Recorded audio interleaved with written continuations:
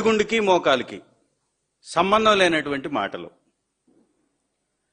Lift irrigation మీద సూటిగా అడిగినటువంటి ప్రశ్నలు, అయా మీరు రేవంత్ రెడ్డితో లాలూచి పడ్డారా చంద్రబాబు గారు?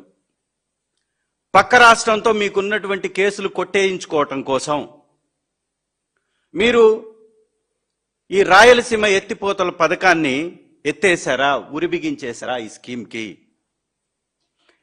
జీవితకాలం రాయలసీమ ప్రజల యొక్క భవిష్యత్తుని ఎరగా వేసి కరువుగా ఆ ప్రాంతాన్ని మార్చి మీ కేసులు కొట్టించేసుకోవడం కోసం బ్రీఫ్డ్ మీ బ్రదర్ తోటి బ్రీఫ్గా ఒప్పందాలు ఏమన్నా చీకట్లో చేసుకున్నారా అని అడిగాం. సమాధానం చెప్పాలి కదా. ఎందుకు ఎత్తిపోతల పథకాన్ని పక్కన పెట్టారో ఆపివేశారో చెప్పాలి కదా. పక్క రాష్ట్ర ముఖ్యమంత్రి ప్రెస్ మీట్లో చెప్పింది, అసెంబ్లీలో చెప్పింది కాదు అని ఖండించాలి కదా, లేదు అని చెప్పాలి కదా, మీ వైఖరి ఏంటో వివరించాలి కదా, శాసన మండలిలో చర్చించాలి కదా, సభలో క్లారిటీ ఇవ్వాలి కదా. మేము ఈ ప్రశ్నలు అడుగుతూ ఉంటే గాలి వీచును, మబ్బులు ఆకాశంలో కనపడుతున్నాయి, లేదా పిట్టలు రెట్టలు వేశాయి, ఈ ఆన్సర్లా మీరు చెప్పేది?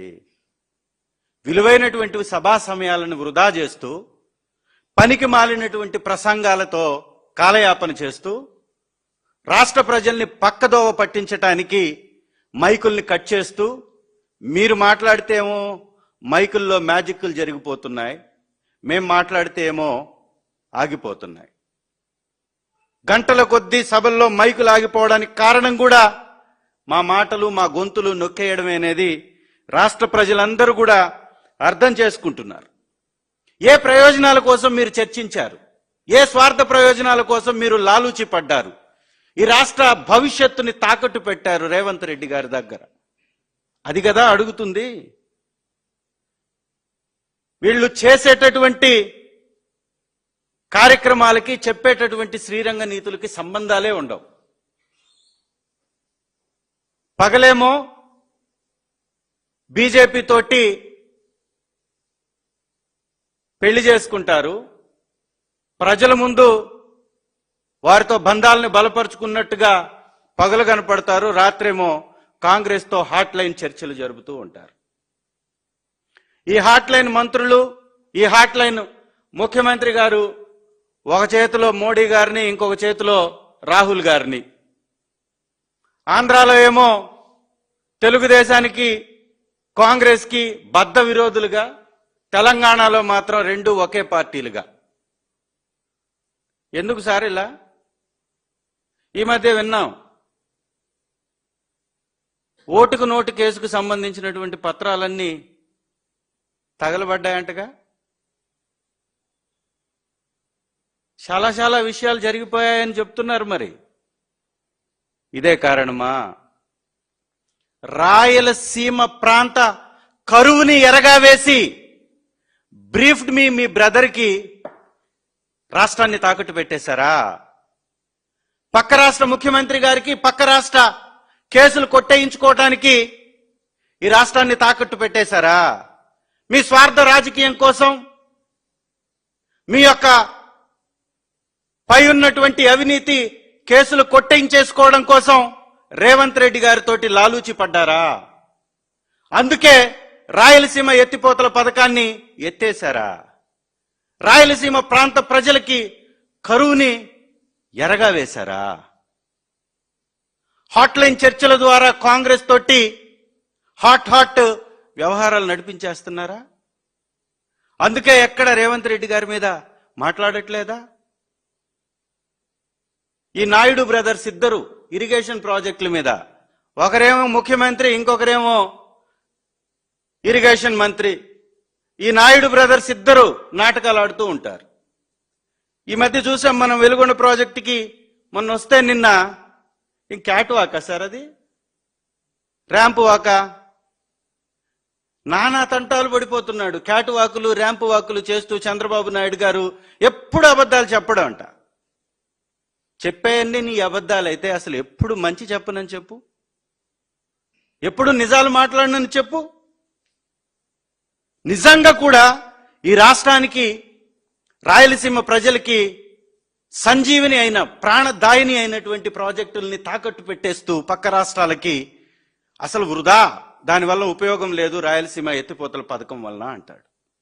ఏమన్నా మాట్లాడడానికి కొంచెమన్నా జ్ఞానం ఉందా? పక్క రాష్ట్రం రోజుకి 8 టీఎంసీల వాటర్ని ఎత్తుకుపోతుంటే, 8 టీఎంసీల సామర్థ్యంతో నీటిని తోడుకునేటటువంటి ప్రాజెక్టులు వాళ్ళు నిర్మించుకుంటుంటే, పైనున్నటువంటి కర్ణాటక నీ హయాంలో గతంలో ఆల్మట్టి ద్వారా 120 టీఎంసీలు అదనంగా ఎత్తు పెంచుకొని కొట్టేసుకుంటే, ఈరోజు తెలంగాణ రాష్ట్రం అనేక ప్రాజెక్టులు కట్టి 8 టీఎంసీలు ఎత్తుకుపోసుకుంటూ ఉంటే మనం ఎంతసారి తీసుకుంటుంది? మనకు వస్తుంది ఎంత? కేవలం 0.63 టీఎంసీలు రోజుకి మన సామర్థ్యం. నిజంగా నేను అడుగుతున్నా చంద్రబాబు నాయుడు గారిని, ఇంత దుర్మార్గం ఇంకోటి ఉంటుందా? 8 టీఎంసీలు వారెత్తుకుపోవడం ఏంటి?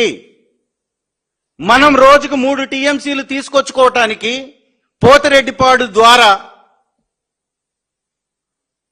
990 కోట్లు వెచ్చించినటువంటి వైఎస్ఆర్ కాంగ్రెస్ పార్టీ ప్రభుత్వం, పక్క రాష్ట్రం వ్యతిరేకించిన, వాటర్ బోర్డు వ్యతిరేకించిన పనులు కంటిన్యూ చేశాం మనం వైఎస్ఆర్ కాంగ్రెస్ పార్టీ హయాంలో.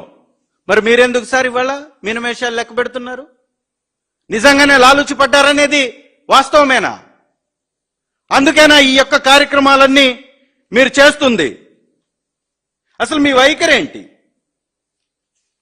శాశ్వతంగా వైఎస్ఆర్ కాంగ్రెస్ పార్టీ మీద నిందలు వేసి రాజకీయ లబ్ధి పొంది ఈ రాష్ట్ర భవిష్యత్తుని తాకట్టు పెట్టాలనుకుంటున్నారా పక్క రాష్ట్రానికి? అది ఖచ్చితంగా ఇది దుర్మార్గమైనటువంటి ప్రక్రియ. దీన్ని తీవ్రంగా వైఎస్ఆర్సీపీ ఖండిస్తుంది. ఇవాళ అనేక ప్రాజెక్ట్స్ చంద్రబాబు నాయుడు గారి హయాంలో నిర్లక్ష్యానికి గురైనటువంటి అనేక ప్రాజెక్ట్ని వైఎస్ఆర్ కాంగ్రెస్ పార్టీ మేము వచ్చిన తర్వాత పూర్తి చేశాం. ఇవాళ మనం తీసుకుంటుంది ఎంత? రోజుకి 795 అడుగులు శ్రీశైలంలో నీళ్లున్నప్పుడు మనం కేవలం మచ్చుమరి దగ్గర నుంచి 0.33% టీఎంసీలు, 0.33 టీఎంసీస్. రెండవది మాల్యాల దగ్గర 834 అడుగులు నీరున్నప్పుడు మాత్రమే 0.3, అంటే 1 టీఎంసీ కన్నా కూడా లోపలే మనం తీసుకుంటున్నాం వాటర్ని. ఇంకా సిగ్గుపడరా మీరు? దాదాపు 5 సంవత్సరాలు ముఖ్యమంత్రిగా మీ పార్టీ అధికారంలోకి వచ్చినా కూడా ఇంకా సిగ్గుపడరా? జన్మనిచ్చినటువంటి సీమకి ఏమీ చెయ్యలేదు అనేటటువంటి ఇంగితం ఉండదా? బాధ్యత ఉండదా? స్వార్థ రాజకీయం కోసం పిల్లనిచ్చినటువంటి మామకైనా, జన్మనిచ్చినటువంటి సీమకైనా వెన్నుపోటు తప్పదు అనే విధంగా మీ స్వార్థ రాజకీయం కొనసాగుతుంది. దీన్ని ఖచ్చితంగా వైఎస్ఆర్సీపీ ఖండిస్తుంది, మీపై ఖచ్చితంగా పోరాడుతుంది. ఇవాళ మేము అడుగుతుంది ఏంది? రాయలసీమ ఎత్తిపోతల పథకం ద్వారా 800 అడుగులు ఉన్నప్పుడు శ్రీశైలం నుంచి 3 టీఎంసీలు ఎత్తిపోసుకోవడానికి మేము 990 కోట్లు ఖర్చు పెట్టాం. పక్క రాష్ట్రం అబ్జెక్షన్ చెప్పింది, నేషనల్ వాటర్ బోర్డు అబ్జెక్షన్ చెప్పింది, కానీ ఎక్కడ మేము పనులు ఆపలేదు, కొనసాగించాం. మరి మీకెందుకు లేదా బాధ్యత? ఇవాళ 1, 2 కాదు, ఏకంగా అనేక ప్రాజెక్టులకి మరణ శాసనం రాస్తున్నాడు. తెలుగు గంగ 40 సంవత్సరాల నుంచి ఎప్పుడన్నా తెలుగు గంగకి నిధులు కేటాయించి పనులు చేసినటువంటి సందర్భం ఉందండి? ఇవాళ 3 టీఎంసీలు వాటర్ తీసుకుంటే రాయలసీమతో పాటు నెల్లూరు కూడా సస్యశ్యామలం అవుతుంది. దాన్ని దగా చేస్తున్నారు, మోసం చేస్తున్నారు. రాయలసీమ నుంచి హంద్రీనివా కాల్వ దాన్ని దగా చేశారు, మోసం చేశారు. మేము వచ్చాం, వైఎస్ఆర్ కాంగ్రెస్ పార్టీ అధికారంలోకి వచ్చిన తర్వాత 18 కిలోమీటర్లు 15,000 క్యూసెక్కుల సామర్థ్యాన్ని పెంచడానికి 500 కోట్లు ఖర్చు చేశాం మేము. రెండవది శ్రీశైలం కుడిగట్టు కాలువ ఎస్ఆర్బీసీ కింద 30,000 క్యూసెక్కులు పెంచుకోవడానికి పనుల్ని పెంచాం. తెలుగు గంగకి 500 కోట్లు ఖర్చు చేశాం. హంద్రీనివా కాలువ వెడల్పుని పెంచేటటువంటి కార్యక్రమాన్ని మొదలుపెట్టాం. నిప్పుల వాగు ద్వారా నెల్లూరుకి 30,000 క్యూసెక్కులు వెళ్లేలాగా పనులు ప్రారంభించారు జగన్మోహన్ రెడ్డి గారు. అలాగే హెచ్ఎన్ఎస్ఎస్ కాలువ సామర్థ్యాన్ని 2,000 క్యూసెక్కుల నుంచి 6,300 క్యూసెక్కులకు పెంచడానికి జగన్మోహన్ రెడ్డి గారు పనులు ప్రారంభించారు. త్వరితగతిన పూర్తి చేసేటటువంటి కార్యక్రమాన్ని చేపట్టారు. అదేవిధంగా అవుకు టన్నెల్ నుంచి అనేక సమస్యలు ఉండినాయి. అవుకు టన్నెల్కి సంబంధించి 2 టన్నెల్స్ ద్వారా దాదాపు 260 కోట్ల రూపాయలు ఖర్చు చేసి 20,000 క్యూసెక్కుల నీళ్లని పంపించగలిగాం. 3వ టన్నుల పనులు కూడా వైఎస్ఆర్ కాంగ్రెస్ పార్టీ శ్రీ జగన్మోహన్ రెడ్డి గారి ప్రభుత్వంలో, మా ప్రభుత్వంలో మొదలుపెట్టాం. ఇకపోతే గండికోట రిజర్వాయర్ దాదాపు 27 టీఎంసీల సామర్థ్యం ఉన్నటువంటి రిజర్వాయర్. అది 1000 కోట్లు బకాయి పెట్టి పారిపోయాడు R&R ప్యాకేజీ. ఇవాళ మాట్లాడతాడు వెలుగొండ ప్రాజెక్టుకు దగ్గరకు వచ్చేసి R&R ప్యాకేజ్ అక్కడ జాతికి అంకితం చేశారు జగన్మోహన్ రెడ్డి గారు R&R ప్యాకేజ్ ఇవ్వకుండా అని సిగ్గుపడ్డాడు కొంచెం కూడా. చెప్పేవన్నీ అబద్ధాలే. 1000 కోట్లు బకాయి పెట్టి గండికోట ప్రాజెక్టుకి తను దిగిపోతే 1000 కోట్లు చెల్లించి పూర్తి సామర్థ్యం 27 టీఎంసీల నీటిని నింపినటువంటి ఘనమైనటువంటి చరిత్ర వైఎస్ఆర్ కాంగ్రెస్ పార్టీది, శ్రీ జగన్మోహన్ రెడ్డి గారిది. అలాగే చిత్రావతి R&R ప్యాకేజ్ 280 కోట్లు ఇచ్చిన తర్వాత 10 టీఎంసీల నీటిని నింపగలిగాం. బ్రహ్మం సాగర్ లీకేజ్ పనులు పెండింగ్ ఉంటే 90 కోట్లు ఖర్చు చేసి 17 టీఎంసీల నీళ్లు నిలపగలిగాం. అదేవిధంగా వెలుగొండ ప్రాజెక్టుకి సంబంధించి కొంచెంసేపు తర్వాత మాట్లాడదాం. అసలు ఈ ప్రతిసారి వెలుగొండ ప్రాజెక్టు మాట్లాడినప్పుడల్లా జగన్మోహన్ రెడ్డి గారు జాతికి అంకితం ఇచ్చారు అంటారు. అసలు నువ్వు పోలవరాన్ని ఎన్నిసార్లు జాతికి అంకితం ఇచ్చావు? గుర్తుందా? మర్చిపోయావా? 7 సార్లు పోలవరాన్ని జాతికి అంకితం చేసినటువంటి ఘనమైన చరిత్ర మీ సొంతం. వెలుగొండను మేము అలా చేయలా. 2021 జనవరి 13వ తారీఖుకి 1 టన్నెల్ను పూర్తి చేశాం. 2024 ఫిబ్రవరి నాటికి 2వ టన్నెల్ను పూర్తి చేశాం. కేవలం ఒక మిషన్ ఆగిపోయినటువంటి ఆ ప్రాంతాన్ని తప్ప. ఎస్, వెలుగొండ ప్రాజెక్టులో ఆ మిషన్ ఆగిపోయినటువంటి ప్రాంతం పక్క నుంచి ఆ 2వ టన్నెల్కి మొదటి టన్నెల్కి లింక్ కలిపి జూన్లో వాటర్ వదలడానికి మార్చి 6వ తారీఖున శ్రీ జగన్మోహన్ రెడ్డి గారు ముఖ్యమంత్రిగా వెలుగొండ ప్రాజెక్టు దగ్గరకు వచ్చారు. శ్రీశైలంలో ఈ వెలుగొండ ప్రాజెక్టుకి నీళ్లు రావాలంటే ఎంత హైట్ ఉండాలా? వెలుగొండ ప్రాజెక్టుకి నీళ్లు రావాలి అంటే దాదాపుగా 841 ఫీట్లు ఉండాలి నీటి మట్టం. మార్చిలో ఉండవు నీటి మట్టం, జూన్ జూలైలో ఉంటాయి. జగన్మోహన్ రెడ్డి గారు తన ప్రసంగంలో స్పష్టంగా చెప్పారు, 1000 కోట్లు అంటే 950 కోట్లు R&R ప్యాకేజ్ ఇక్కడ బాకీ ఉన్నాం. జూన్ నాటికి అవి ఇచ్చేసి జూన్లో వచ్చేటటువంటి ఆ వాటర్ని నల్లమల్ల సాగర్కి తరలిస్తామని చెప్పారు. జాతికి అంకితం చేసింది నల్లమల్ల సాగర్ని, వాటర్ రిజర్వాయర్ని, 2 టన్నెల్స్ని. ఇవాళ ఏదైతే రామానాయుడు గారు 20 సార్లు దాకా సందర్శించినట్టున్నాడు. బహుశా ఎన్నిసార్లు నాకు కరెక్ట్గా గుర్తులేదు. వారిని ఎందుకు అంత పెద్ద పదాన్ని వాడాల్సి వస్తుందంటే వచ్చిన ప్రతిసారి ఒక అసత్యాన్ని, ఒక అబద్ధాన్ని అక్కడ చెప్తూ ఉంటాడు. ఏం చెప్తుంటాడంటే ఆ వైఎస్ఆర్ కాంగ్రెస్ పార్టీ మొత్తం పనులన్నీ వదిలేసేసి జాతికి అంకితం చేశారు, మేము ఇప్పుడు పనులు చేయిస్తున్నాం అంటారు. సార్ చేయించింది 2 కిలోమీటర్లు లైనింగ్ వర్క్, ఇప్పటి వరకు చేసినటువంటి పని 2 కిలోమీటర్లు లైనింగ్ వర్క్. నేను అడుగుతున్నా, మీరే అసెంబ్లీలో 4,000 కోట్లు పెట్టుబడి పెడితే తప్ప వెలుగొండ ప్రాజెక్ట్ కంప్లీట్ కాదు అన్నారు కదా. మరి రేపు జూన్లో నీళ్లు ఇస్తామంటున్నారు. ఆ రోజు జగన్మోహన్ రెడ్డి గారు జూన్ 2025 నీళ్లు ఇస్తానన్నారు. మీరు జూన్ 2026 నీళ్లు ఇస్తానంటున్నారు. దాని అర్థం ఏంటి? జూన్లో మాత్రమే వాటర్ ఉంటుంది కాబట్టి వెలుగొండ ప్రాజెక్టుకి నీరు రావాలి అంటే శ్రీశైలంలో 841 ఫీట్లు నీళ్లు ఉంటేనే వస్తాయి కాబట్టి, అది జూన్లో వస్తాయి కాబట్టి, మేము పూర్తి చేశాం టన్నల్స్ కాబట్టి, ఆ టన్నల్స్ ద్వారా మీరు నీళ్లు నింపవచ్చు కాబట్టి ఎప్పుడో 2021లోనే ఒక టన్నల్ కంప్లీట్ అయింది. 30,000 క్యూసెక్కులతోటి,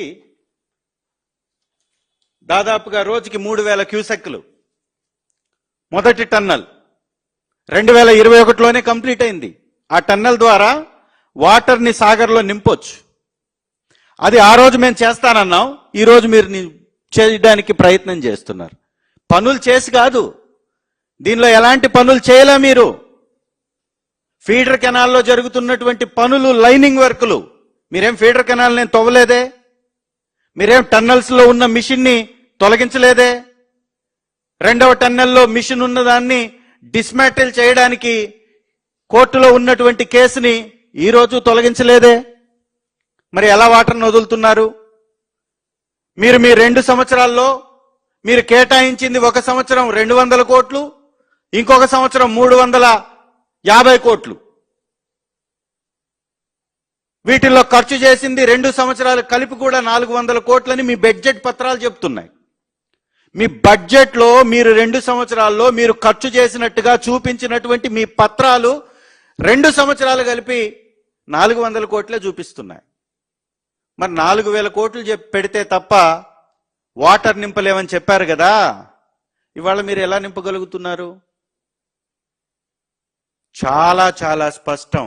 జగన్మోహన్ రెడ్డి గారు ఆ రోజు కంప్లీట్ చేశాడు కాబట్టి ఈరోజు మీరు నీళ్లు నింపేటటువంటి ప్రయత్నం చేస్తున్నారు. వెలుగొండ ప్రాజెక్టు మీద ప్రచారం చేసుకుంటున్నారు. నిన్న మీటింగ్ పెట్టి మరి 400 కోట్లకి శంకుస్థాపనలు చేశారు. మరి 400 కోట్లు శంకుస్థాపన చేసిన 3 నెలల్లోనే వర్కులు అయిపోతాయా? చంద్రబాబు నాయుడు గారు 96లో శంకుస్థాపన చేశారు కదా, మరి 2004 దాకా ముఖ్యమంత్రిగా ఉన్నారు కదా. 9 సంవత్సరాల్లో మీరు 10 లక్షల రూపాయలే కదా ఖర్చు పెట్టింది 9 సంవత్సరాల్లో. ఆ 10 లక్షలు కూడా దేనికి? కేవలం మీ యొక్క సభా ఖర్చులు, మీ ప్రచార ఖర్చుల కోసం. నేను చూశాను, నేను వీళ్ళు ఒక ట్వీట్ వేశారు. తెలుగుదేశం పార్టీకి సంబంధించినటువంటి అఫీషియల్ హ్యాండిల్లో వెలుగొండ ప్రాజెక్టుకి సంబంధించినటువంటిది ఒక ట్వీట్ వేశారు. ఈ ట్వీట్లో వీరు చెప్పింది ఏంటంటే, ఇంత పెద్ద ట్వీట్ రాశారు, చాట భారతం రాశారు, దీనిలో ఒక పేపర్ కటింగ్ వేశారు.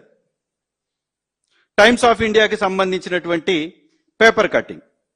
ఇదొక్కసారి మనం దీన్ని చూస్తే, టీడీపీ చీఫ్ ఎన్ చంద్రబాబు నాయుడు గారు laid the foundation for the project on March 5th, 1996. A technical advisory committee had given its feasibility report in 2001. Feasibility report 2001కి ఇస్తే నువ్వు ప్రాజెక్ట్ చేసింది ఎక్కడా? మీరు నిజంగా పర్యావరణ అనుమతులు తీసుకొచ్చుంటే వైఎస్ రాజశేఖర రెడ్డి గారు 500 కోట్లు ఖర్చు చేసి అన్ని పర్మిషన్స్ ఎందుకు తీసుకురావాల్సి వచ్చింది? మరి వైఎస్ఆర్ గారు పర్మిషన్స్ తెచ్చిన దాకా ఆ ప్రాజెక్ట్ స్టార్ట్ అవ్వలేదని కదా అది అర్థం. 9 సంవత్సరాలు ముఖ్యమంత్రిగా ఉండి పశ్చిమ ప్రకాశం ప్రాంత వాసుల కలల కొండ వెలుగొండని ఉరియేశారు, నిర్లక్ష్యానికి గురి చేశారు. దివంగత మహానేత రాజశేఖర రెడ్డి గారు 2004లో వచ్చి 3,543 కోట్ల రూపాయల పైన వెచ్చించి అన్ని అనుమతులు తెచ్చి దాదాపుగా 300 టీఎంసీల 3,000 క్యూసెక్ల కెపాసిటీ ఉన్నటువంటి ఒక టన్నల్ని 11.5 కిలోమీటర్లు కంప్లీట్ చేసి దాదాపుగా 8,000 క్యూసెక్ల సామర్థ్యం ఉన్నటువంటి ఇంకొక టన్నల్ని వారు దాదాపు 6 కిలోమీటర్లు కంప్లీట్ చేశారు. ఇవన్నీ కూడా 8,500 క్యూసెక్ల సామర్థ్యం, రెండు కలిపి 1 టీఎంసీ సార్ రోజుకి. క్యాలిక్యులేషన్ చూడండి వారు ఎలా వేశారో. నల్లమల సాగర్ యొక్క సామర్థ్యం 53.5 టీఎంసీలు. శ్రీశైలంలో 45 రోజులు మాత్రమే 840 అడుగుల పైన వాటర్ ఉంటుంది. అంటే రోజుకు 1 టీఎంసీ తరలిస్తేనే 53 టీఎంసీలు నింపే అవకాశం ఉంటుంది. దానిలో 10 టీఎంసీలు డెడ్ స్టోరేజ్ పోయిన తర్వాత 45 టీఎంసీలు 43.5 టీఎంసీలు వాటర్ని మనం వినియోగించుకోవచ్చు సొరంగాల ద్వారా. అది కంప్లీట్ చేయడంతో పాటు తీగలేరు కెనాల్ హెడ్ రెగ్యులేటరీ దానికి సంబంధించింది గొట్టెపడే దగ్గర సొరంగాల తవ్వకాలు అన్నీ అయిపోయాయి. ఇవాళ చేయాల్సిందేంటి? వెలుగొండ ప్రాజెక్టుకి తీగలేరు కెనాల్ కంప్లీట్ చేయాలి, మెయిన్ కాలువని కంప్లీట్ చేయాలి, గొట్టెపడే దగ్గర ఉన్నటువంటి కాలువని కంప్లీట్ చేయాలి. ఎర్రగొండపాలెనికి వాటర్ రావాలంటే తీగలేరు కెనాల్ ఇప్పటి వరకు తట్టెడు మట్టి దీలా. ఏ మాత్రం పనులు చెయ్యలేదు, చెయ్యకుండా నిస్సిగ్గుగా వచ్చి ఇవాళ మేం కంప్లీట్ చేశామని చెప్పుకుంటున్నారు. ఇది అత్యంత దుర్మార్గమైనటువంటి చర్య. ఇవాళ 62,000 ఎకరాలు ఎర్రగొండపాలెంలో ఆ తీగలేరు కెనాల్ కింద ఉంటుంది. దాదాపు గొట్టిపడే కింద 9,500 ఎకరాలు. వీటన్నిటికి కూడా ఇప్పటి వరకు తట్టెడు మట్టి తీయలేదు, 1 గంట జేసీబీ నడవలేదు. ఇంకా తీగలేరు కెనాల్కి సంబంధించి అయితే ఏకంగా ల్యాండ్ ఎక్విజేషనే కాలేదు. మరి ఏ విధంగా కంప్లీట్ అవుతుంది? ప్రకాశం జిల్లాలో 23 మండలాలు, నెల్లూరులో 5 మండలాలు, కడపలో 2 మండలాలు, మొత్తం 30 మండలాలకు సంబంధించినటువంటి వారు 15,25,000 మంది తాగునీటి సమస్యను తీరుస్తుంది ఇది. మరి ఇలాంటి ప్రాజెక్టుల మీద ఈ రకమైనటువంటి బాగోతాలు చేయడం నిజంగా సిగ్గుచేటు. చంద్రబాబు నాయుడు గారు మరొకసారి తనకున్నటువంటి అబద్ధాల ఆయుధాల ద్వారా రాష్ట్ర ప్రజల మీద దాడి చేస్తున్నాడు. పోలవరం ప్రాజెక్టు 7 సార్లు జాతికి అంకితం చేశాడు, ఇంకా కంప్లీట్ కాల. ఎమ్మెల్యేలను తీసుకెళ్తానంటున్నాడు. తీసుకెళ్ళి ఎక్కడ నడిపిస్తారు? స్పిల్వే మీద. ఎవరు గేట్లు పెట్టింది? స్పిల్వే కంప్లీట్ చేసింది ఎవరు? జగన్మోహన్ రెడ్డి గారు. రాడ్లకి రిబ్బన్లు కట్టి కట్టింగులు చేయించుకున్నటువంటి చరిత్ర చంద్రబాబు నాయుడు గారి సొంతమైతే, బాధ్యతతో ప్రాజెక్టులను కంప్లీట్ చేసి జాతికి అంకితం చేసినటువంటి చరిత్ర వైఎస్ఆర్ గారిదని చెప్పడానికి గర్వపడుతున్నాం. ఇకనైనా చంద్రబాబు నాయుడు గారు ఈ హాట్ లైన్ రాజకీయాల్ని ఆపేసి, పగలు ఒకరితో సంసారం, రాత్రి ఇంకొకరితో ప్రేమాయణం ఆపేసి, పగలేమో బీజేపీ తోటి సంసారం, రాత్రేమో కాంగ్రెస్ తోటి ప్రేమాయణం, 2 కళ్ళ సిద్ధాంతం.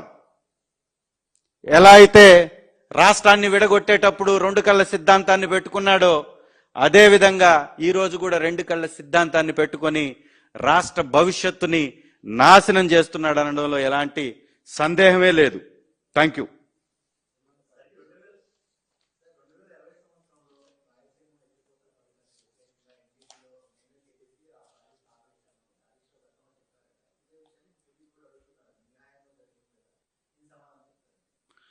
కేసు వేసినోడు ఎవడండి?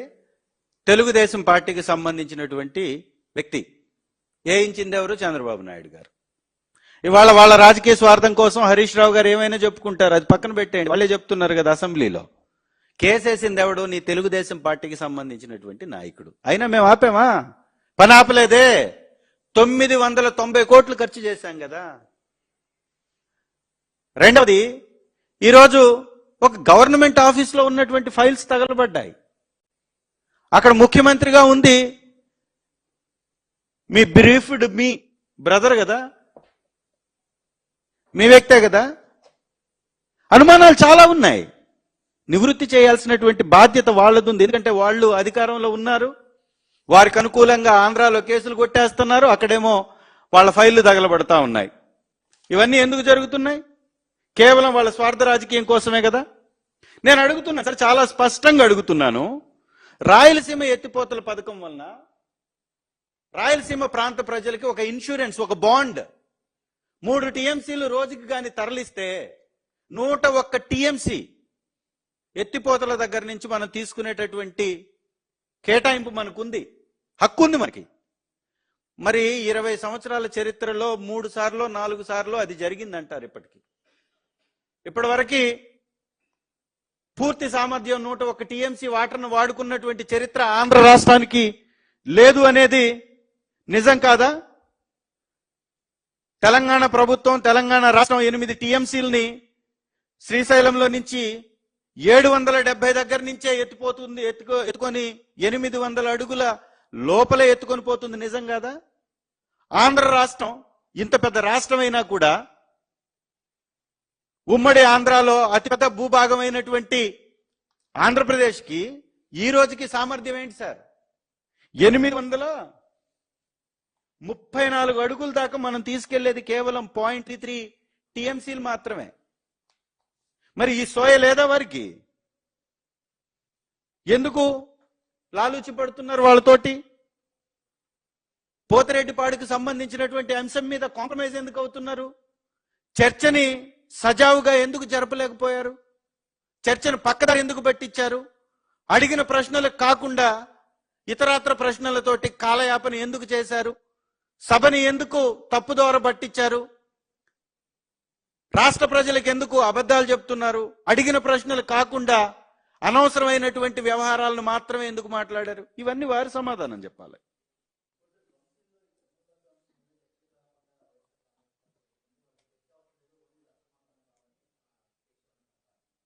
నిజంగా సిగ్గుచేటు. రాష్ట్ర చరిత్రలో ఒక తీరని మచ్చ. శాసనసభ వ్యవహారాలలోనే రాష్ట్ర చరిత్రలో ఒక మచ్చ, ఒక దుర్దినం. ఈరోజు చైర్మన్ గారు సంతకాన్నే ఫోర్జరీ చేశారంట. ఆ సంగతి ఏందో చూడండి మీరు. చైర్మన్ గారు స్పష్టంగా చెప్తున్నారు, నాకు సంబంధం లేదు. లఘు చర్చకి అనుమతించిన తర్వాత స్టేట్మెంట్ ఎందుకు ఇస్తుందండి గవర్నమెంట్? ముందెలా ఇస్తుంది స్టేట్మెంట్? చర్చకి అనుమతి ఇచ్చిన తర్వాత స్టేట్మెంట్ ఇవ్వడానికి అనుమతి ఇచ్చినట్టుగా పయ్యావుల కేశవ్ గారు ఒక పేపర్ చూపించారు. నేను అడుగుతున్నాను సార్, మీకు చైర్మన్ గారు నేను పేపర్ ఇవ్వలేదన్నాడు. మంత్రి గారు పేపర్ తీసుకొచ్చి చూపించారు పోడియం దగ్గర, ఆయన నిలబడ్డ ప్లేస్ లో. దాదాపు 10 మంది పైచిలకు మంత్రులు వచ్చి పోడియం దగ్గర చైర్మన్ గారికి వారిని ఇబ్బంది పెట్టేలాగా మాట్లాడుతున్నారు. చైర్మన్ గారు స్పష్టంగా చెప్పారు, నేను ఎలాంటి స్టేట్మెంట్ పాస్ చేయలేదు, లఘు చర్చ ఉంది కాబట్టి స్టేట్మెంట్ ఇవ్వడానికి నేను ఒప్పుకోలేదు అన్నారు. అప్పుడు ఎవరు సార్ దొంగలు?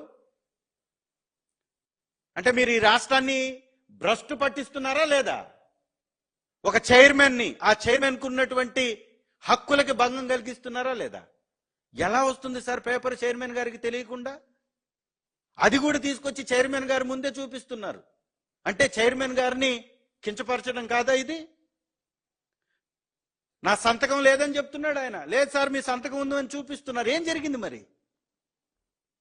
ఇది తీవ్రమైనటువంటి పరిణామం, రాజ్యాంగ విరుద్ధమైనటువంటి పరిణామం. ప్రభుత్వంలో వాళ్ళు ఉన్నారా, మేము ఉన్నామా?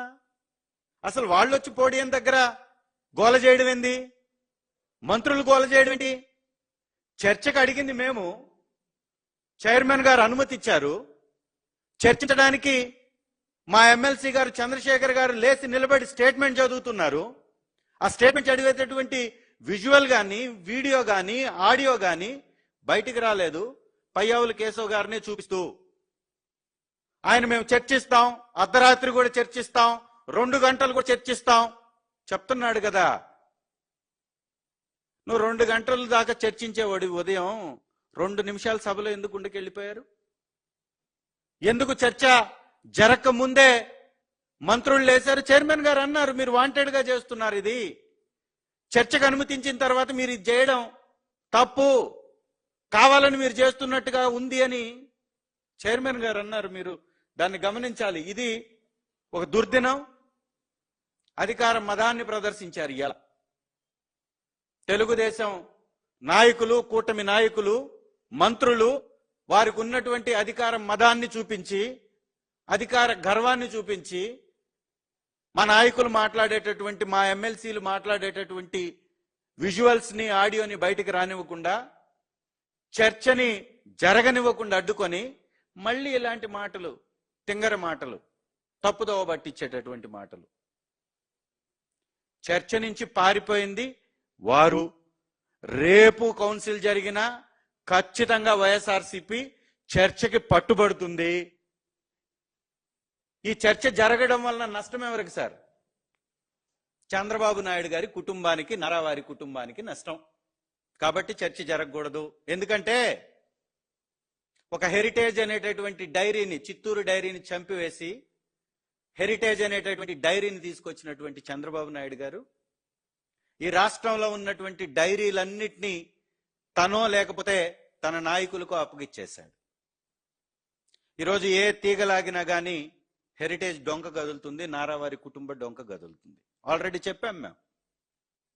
హెరిటేజ్ తో ఇందాపూర్కి సంబంధం, హెరిటేజ్ తో బోలేబాబాకి సంబంధం, బోలేబాబాతో వైష్ణవికి సంబంధం, వైష్ణవితోటి సంఘంకి సంబంధం, వీళ్ళందరి సంగమాలన్నీ కలిపి టిటిడి తోటి సంబంధం.